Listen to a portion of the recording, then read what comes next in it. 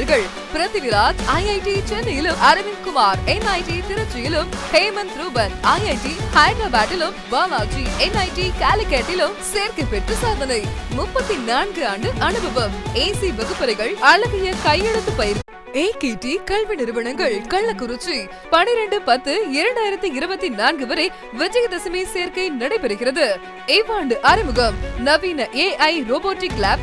நீட்டில் மாவட்டத்தில் தொடர்ந்து முதலிடம். மருத்துவ சேர்க்கைகள் இதுவரை 636 இடங்கள் பெற்ற சாதனை.